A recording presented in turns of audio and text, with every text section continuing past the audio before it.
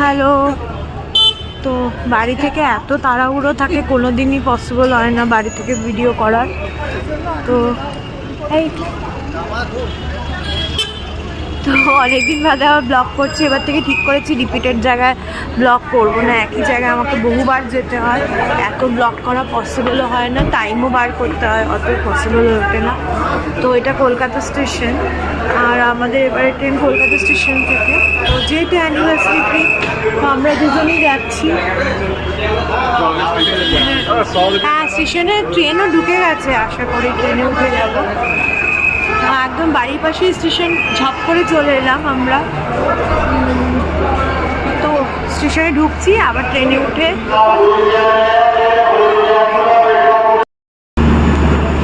এই তো গুয়াহাটি গরিব রথ এক্সপ্রেস দাঁড়িয়ে আছে। এই ট্রেনটাতেই আজকে উঠছি। বহুদিন বাদে গরিব রথে যাচ্ছি। আমি বোধহয় সেই 2019 সালে গেছিলাম গরিব রথে, শেষের দিকে G30। তো উঠে আবার ব্লগ করছি। তো আমাদের ট্রেন ছেড়ে দিল। একটা অনেক বড় গ্রুপ আছে, ওরা দার্জিলিং যাচ্ছে, বাচ্চা বাচ্চা মেয়েরা। ওদের সাথে আমাদের দুজনে সিট পড়েছে। ও তো ফোনেই ঢুকে আছে। ঠিক আছে, ট্রেন তো টাইম মতো ছেড়ে দিল, টাইম মতো পৌঁছে গেলেই ভালো। তো আবার সকালে ব্লগ করছি। হ্যাঁ, এই ট্রেন যে পৌঁছে গেছি। অ্যাজ ইউজুয়াল আমাদের গরিব রথ লেট করেছে, আর এখনও আমরা ডেস্টিনেশন ঠিক করিনি, কোথায় যাব। লেটস সি কোথায় যাবো। দুজনে তো শেয়ার গাড়ি করে নেবো ডেফিনেটলি। কটা লিস্ট করে রেখেছি, যেখানে অপশন 1, 2, 3, 4 আছে। লেটস সি কোথায় যাব। আজকে ভীষণ ফগি। গরিবরা কত লেট করলো, 1 ঘন্টা লেট করলো। 7টায় কটা ওদের 1.5 ঘন্টা প্রায় 1.5 ঘন্টা লেট। ঠিক আছে, চলো দেখি কোথায় যাবে। পুরো কলকাতাতে এখানে।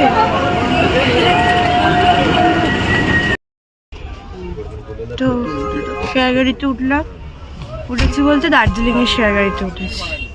দার্জিলিং যাবো, দিন ডিসাইড করবো কি করবো। কেমন একজন জ্যাকেট বার করছি।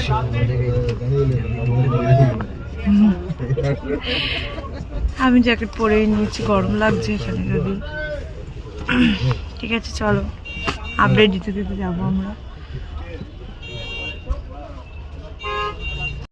তো হ্যালো, তো আমরা ব্রেকফাস্ট করতে দাঁড়িয়েছি অ্যাজ ইউজুয়াল, যেখানে যেরকম হোমস্টেগুলোতে, এই হোমস্টে না মানে এই ফুল গাছপালা দিয়ে সাজানো যে রেস্টুরেন্ট টাইপগুলো, রেস্টুরেন্টও ঠিক না, যাই হোক মোমো ম্যাগি এসব পাওয়া যায়।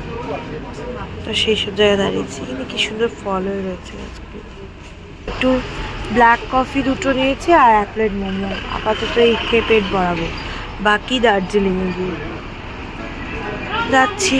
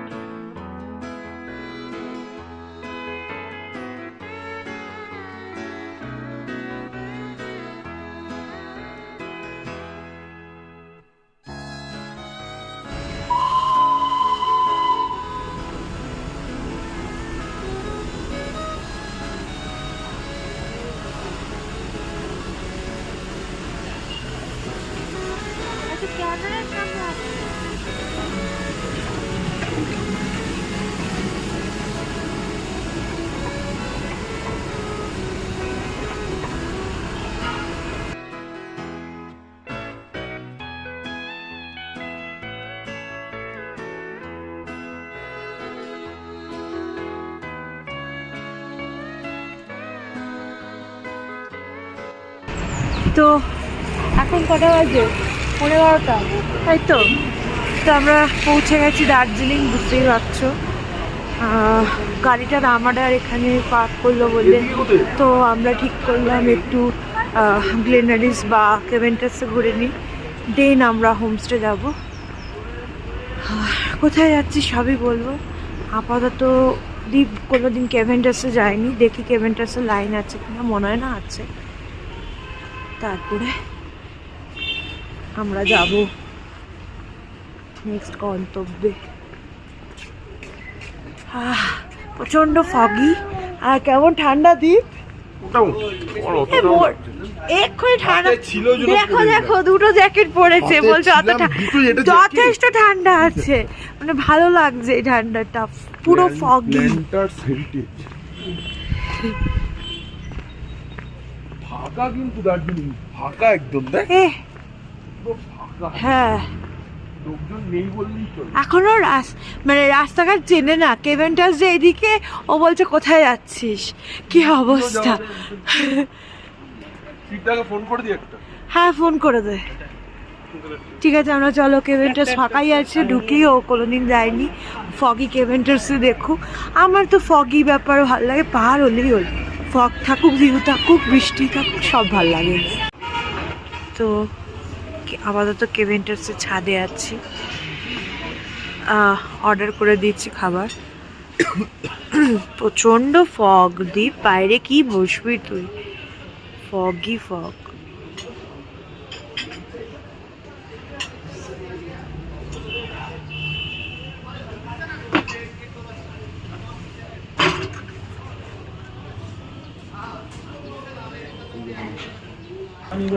কেভেন্টাসে গেলাম, ঝটপট খাবার হয়ে গেল খাওয়া। আমরা খেলাম কোল্ড প্ল্যাটার, আর ওর খুব হট চকলেট কেভেন্টাসে খাওয়ার ইচ্ছে ছিল, খেয়ে দেখেছে। আমি তো বললাম বনভিটাই লাগবে, তাই লেগেছে, কিন্তু ও বললো কলকাতার অনেক জায়গায় খেয়েছে তার থেকে। যাই হোক, আমি হট চকলেট খাই না, আমার প্ল্যাটারটাই ভালো লাগে। ফাঁকা ফাঁকা দার্জিলিং দেখতে বেশি মেল দেখতে ভালোই লাগছে।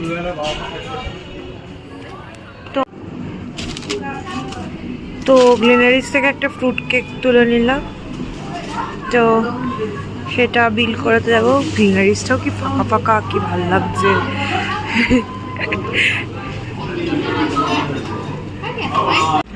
তো কোথায় এসছি বুঝতে পারছো, আমরা চলে এসেছি আবার ঘুরে বেড়াচ্ছি, হোমস্টেতে পৌঁছাবার নাম গন্ধ নেই। তো এদিক দিয়ে কোথায় যেতে পারি বুঝতেই পারছো, সুখিয়া পুকুরি যাচ্ছি। সুখিয়া পুকুরিতে কোন হোমস্টেতে বা কোথায় থাকছি সেটা আমি জানাবো। প্রচণ্ড ফগ আর ভালো ঠান্ডা আছে, বেশ ভালো। প্রচণ্ড ফগ, এটা দুপুরবেলা মনেই হচ্ছে না। একটু মাঝখানে 5-10 মিনিটের জন্য রোদ উঠলো। তো সুখিয়া পুকুরির শেয়ারকারি ধরবো আমরা এবারে। ওই তো আসতে দেবো।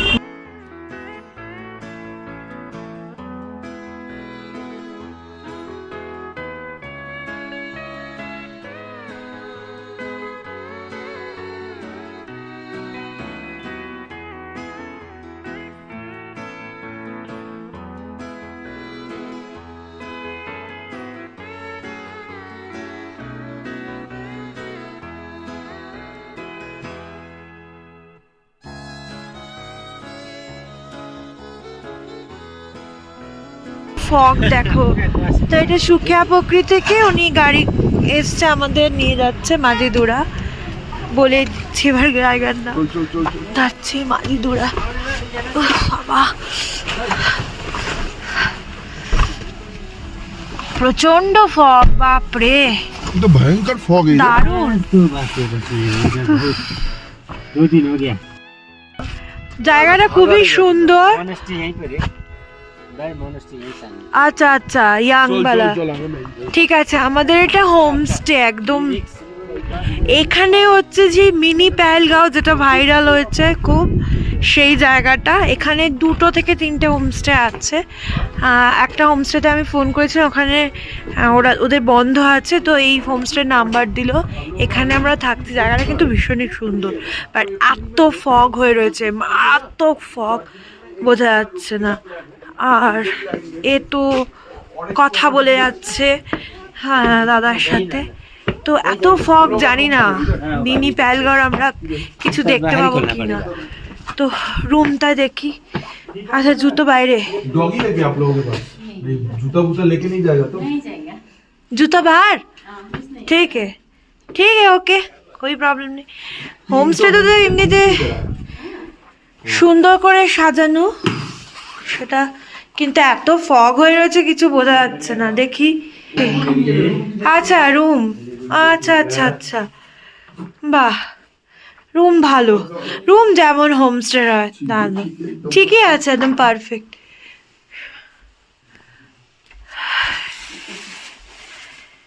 তো আমি ওনাদের সাথে কথা বলছি, এত ফগ, কিচ্ছু ভিউ নেই, ওনাদের সাথে গল্প করেই কাটাতে হবে, আর কিছু করার নেই।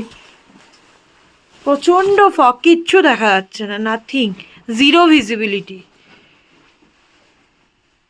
তো আমাদের 3টে সাড়ে 3টে বাজলো, আমরা যেহেতু দার্জিলিং ঘুরে এলাম ক্যাভেন্টার্সে খেয়ে দিয়ে, তো আসতেই দেখলে চা দিল, এবার ম্যাগি দিয়ে দিয়েছে, একদম পাহাড়ওয়ালা ম্যাগি। ও foggy weather, I like foggy weather, কিছু করার নেই।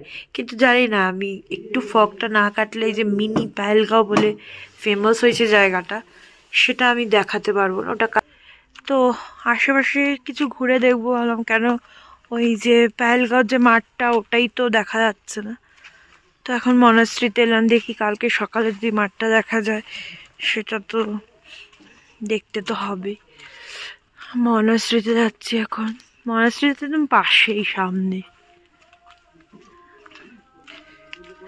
কি সুন্দর লাগছে, প্রেয়ার ফ্ল্যাগ গুলো উঠছে, যা হয়। মানি চোলিং গুম্বা, সেটা মনাস্ট্রিটার নাম। যাচ্ছি। ও মা, হ্যাঁ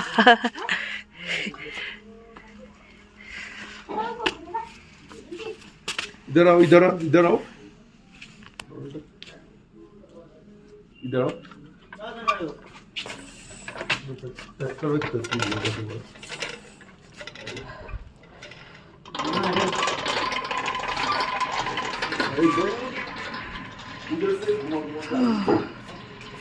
मैं जब बोलूँ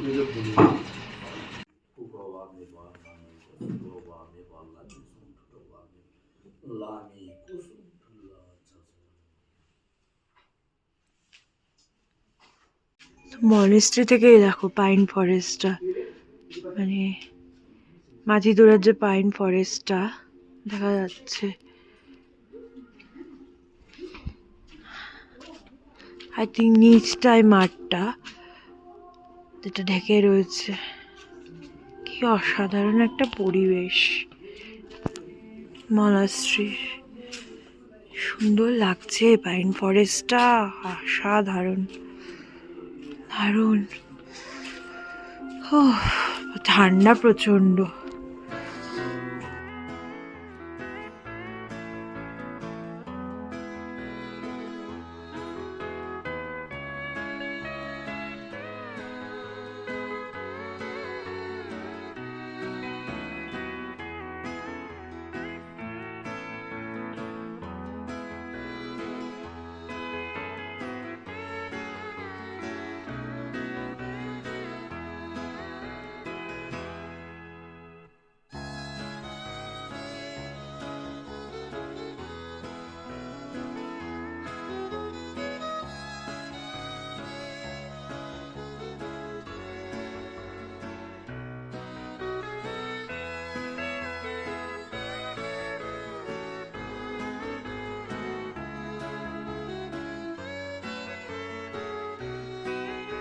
তো এই সেই মিনি পেহেলগাঁও, অসাধারণ লাগছে কিন্তু।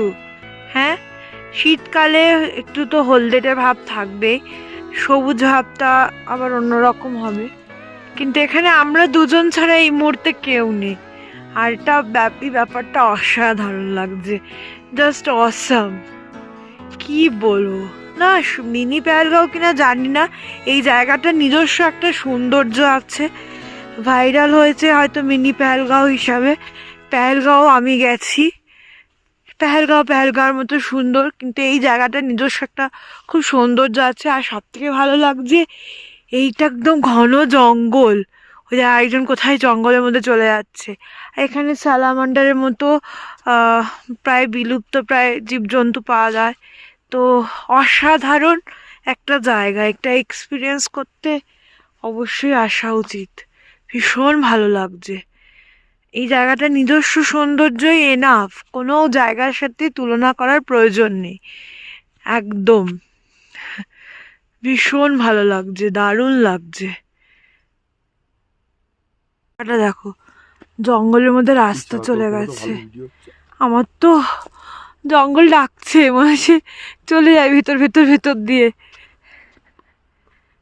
ইস কি ভালো লাগছে। লেপার্ড আছে তো থাকতেই পারে, আমরা লেপার্ডের জায়গায় এসেছি, লেপার্ড আমাদের জায়গায় যায়নি। নিয়ে যাক, আই হ্যাভ নো প্রবলেম। কি সুন্দর জায়গাটা।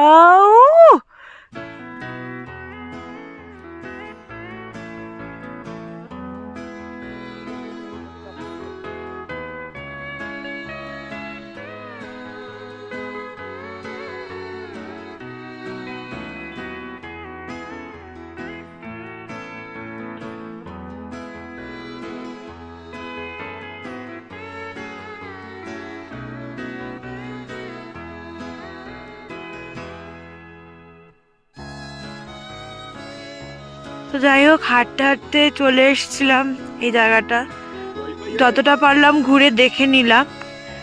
ওয়াইফাই আছে তো, তখনই তোকে বললাম কানেক্ট করতে, আমার তো কানেক্ট করাই। তো এবার ব্যাক করছি হোমস্টেতে, কেন অন্ধকার হয়ে আসছে, কি দরকার লেপার্ডের খাদ্য।